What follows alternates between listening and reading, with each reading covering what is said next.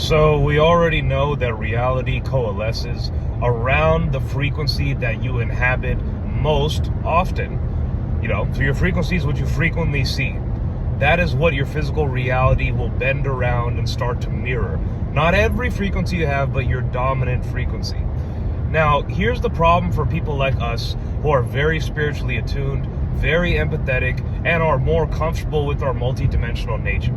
So less linear, meaning we're less bounded to one way of being. We're more flexible. The pro of that, the benefit of that, is that we can shift into the heavenly dimensions and into the higher frequencies very fast. It's very natural for us to do that. So we can traverse very high up the scale very fast. What would take other people a very long time to even see what we see, we can just go there and inhabit a high frequency very fast. The walls between dimensions are very thin for us. The problem with that, however, is that the opposite is also true. It's the same way we can move up really fast, we can move down incredibly fast. From one moment, you can be in the heavenly frequencies in your highest alignment, and then the very next moment, you can slip down to the deepest levels of shame and hell. Like, it's bad out here. So, for that reason, this gift that we've been given is a double-edged sword. It has a correspondent nature, just like everything else in reality does. So this power that we have to traverse through the levels of frequency, the realms of consciousness, that is beautiful and it's spiritually powerful.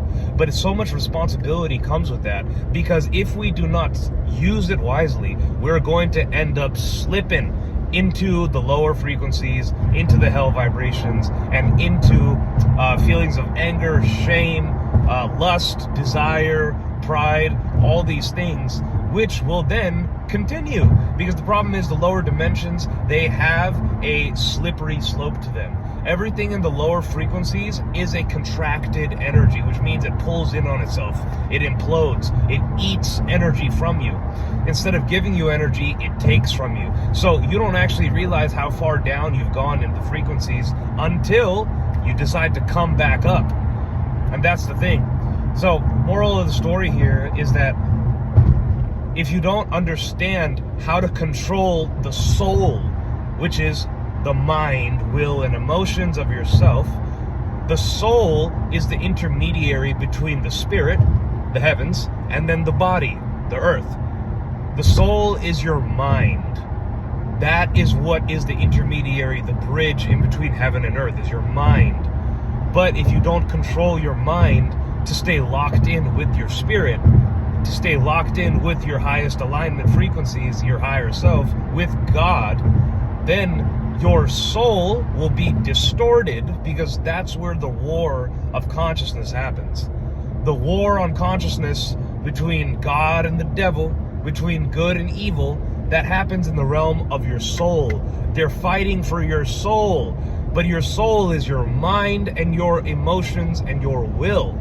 So, if your body is not fully anchored, and if you're not in a good connection with your body, then the body cannot house your spirit properly.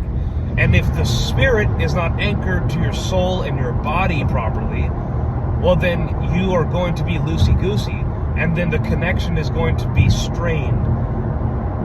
So, long story short, your mind is the key in this battle.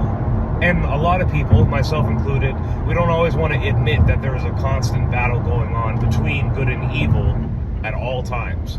What is your soul aligning with? That looks like, what are your thoughts? What are your feelings? What are your emotions and your will? Where are you going? Your soul is what steers the ship. It's like the rudder. Your spirit is like the wind in your sails, a very powerful wind. Your ship is like your body. But then the mind, the soul, that is the rudder, that's the steering wheel.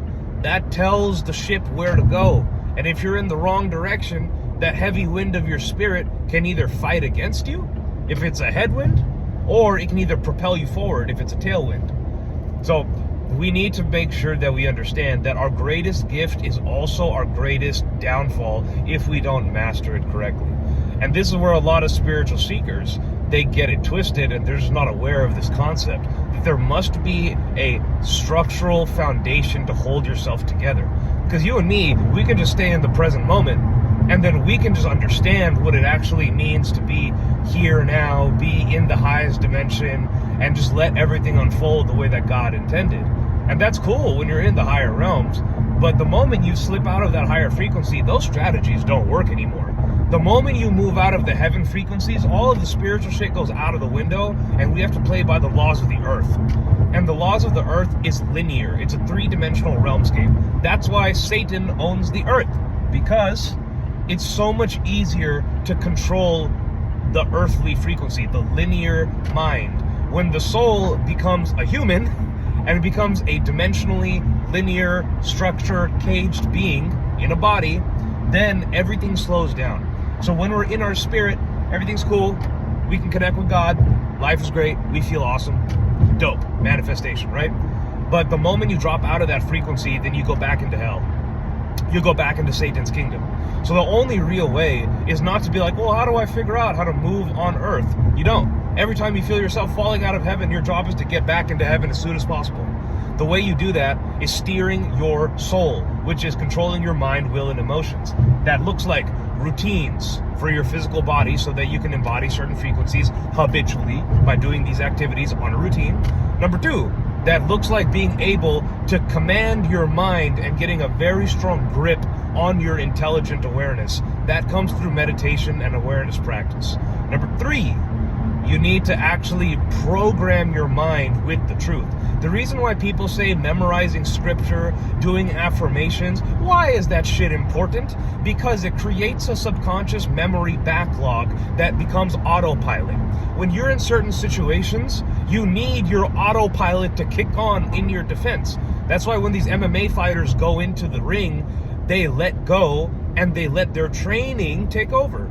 Because if you're using your head in a real match, in a real battle, then you're going to die because your mind is too slow to keep up with instincts.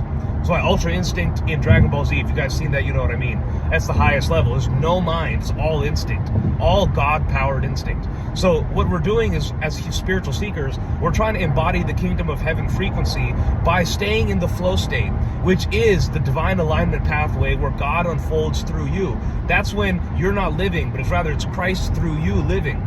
But whenever you slip out of that, you're back to just being you. So to maintain that flow state, it requires a structure in your lower faculties. Not lower as in bad, but your physical, humanly structures. We're going to talk about the chakra system in a little bit and how the 7 chakras, they rule over these parts of your body. The root chakra and the sacral, those ones control your animal body, just physicality. Your solar plexus and your heart, those control your soul, which is your human self. Then the throat and the third eye, those control your personal spirit and your personal spirit. And then the crown chakra is your gateway to God. So a lot of stuff to get into, but here's the message. If you don't command intentionally your mind with awareness, with affirmations, with memorizing scripture, with memorizing the truth, having that stuffed in your head, burned into your mind so it's no longer a question, if you don't do that, you won't be able to rely on your mind and your soul when the going gets tough. You have to be able to remind yourself of these things automatically. You shouldn't be like, let me try to remember the truth. Like, no, it should be automatic. Eventually, it'll become automatic. At first, you kind of have to try. You have to try pretty hard. But if you're already a spiritually adept person, if you already know what I'm talking about right now, because you already are on the frequency to understand why this is important and why I'm talking about these things, then you get it. You've already been through this battle tons of times. You've already been through this scenario tons of times. The only difference is there hasn't been enough credence and enough attention given to the linear physical structures, and I'm guilty of this, the linear physical structures to be able to upkeep your body and your mind here on earth. If you don't do that, you will lose your connection to your spirit, which then gets you kicked out of heaven. Not because heaven wants to kick you out, but because you kicked yourself out. You're too anchored to the earth. Your frequency is too slow. And that's why you have to play by earthly games like hard work, as time, as pain and suffering. You don't have to do that, but that's what happens when you're in the earth frequencies. You can't let that happen. We're fucking meant to be angels of heaven on earth here. We bring the kingdom of heaven down to earth. We're ambassadors for God. But that's because we live in the frequency of heaven whilst on earth. In this world, but not of it. That's what this means. So if you don't have a good connection to your spirit, you can't have dominion over the earth. But you can't have connection to your spirit unless you first have dominion over yourself, which is why Christ said to crucify the flesh. To crucify doesn't mean to torture. It means to offer up as a sacrifice for a greater cause. You crucify the flesh intentionally. You go willingly to the cross to be able to activate the spirit and thus give the spirit back to your body. Okay? So that's it. If you have questions, drop them down in the comments. I'll answer them. Send me a DM on Instagram if you have specific questions. If you want to get mentored by me personally, click the link in my Instagram bio. It's a 30-minute guidance call where I help you figure out what's going on. Okay? Have a good one.